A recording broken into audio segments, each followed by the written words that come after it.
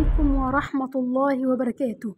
معاكم مس إيمان جاية لكم النهاردة تاخدوا كورس تأسيس للضعاف في النحو.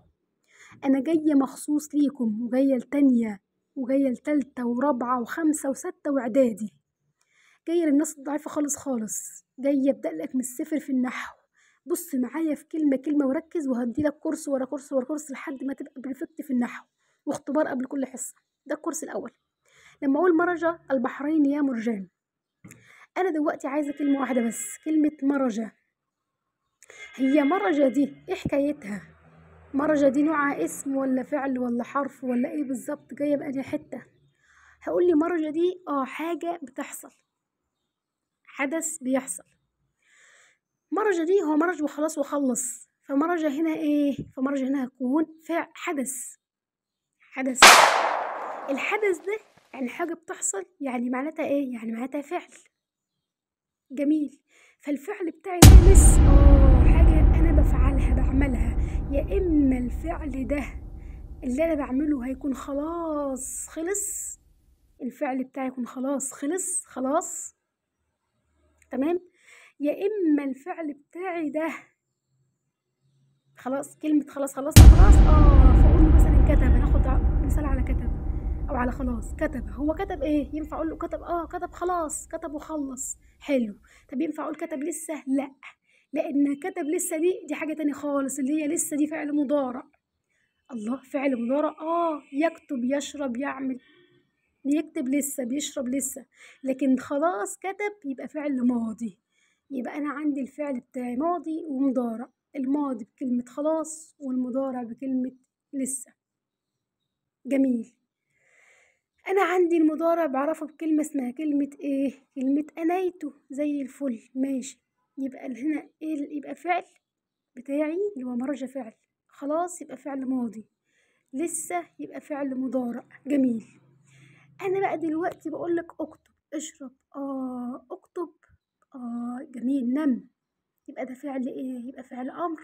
خلي بالكم الفعل الامر ما احطش عليه همزه، امر بدون همزه.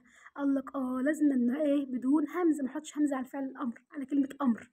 يبقى مرج فعل ماضي ومضارع وامر، مين فيهم؟ لا ماضي عشان مرج خلاص. ولسه بعرفه بكلمه مضارع. وامر بأمرك بحاجه، بطلب منك حاجه، طلب. يبقى خلاص ماضي، لسه مضارع، امر، طلب. حلو قوي زي الفل. انا كده لحد الان عرفت الفعل وعرفت انواع الفعل ايه. خلي بالك معايا بقى، ان شاء الله هنخش في الاسم المره الجايه، تمام كده؟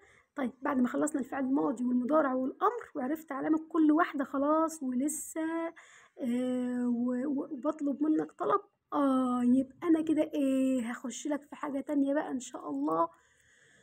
بعد ما خدت الفعل الماضي والمضارع والامر، هنخش بقى في الاسم، وهنخش في علامات الاسم، وهنخش فيما يدل عليه الاسم بعد ما عرفنا الفعل الماضي كل مشتملاته. جميل زي الفل. احنا اتفقنا بسرعة مراجعة سريعة كده: كتب ماضي، يكتب مضارع، اكتب امر، زي الفل، خلاص لسه بدون همزة، خلاص لسه اطلب. يبقى كده انا في مشكلة في الماضي في الفعل. انا خلصت له كم مرة؟ كتب خلاص ماضي، يكتب مضارع لسه، اطلب حاجة امر، الامر بيكون مش عليه همزة، زي الفل. انا كده خلصت الايه؟ التلاتة.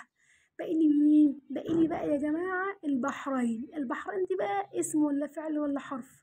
طب اعرفها اسم ازاي ولا فعل ازاي ولا حرف ازاي؟ احنا عرفنا اولا مش فعل، لان احنا هناخد الاسم وهناخد علامات الاسم وهناخد ما يدل عليه الاسم ان شاء الله في فيديو تاني كامل بعد الفيديو ده على طول، اللي هو الكورس التاني.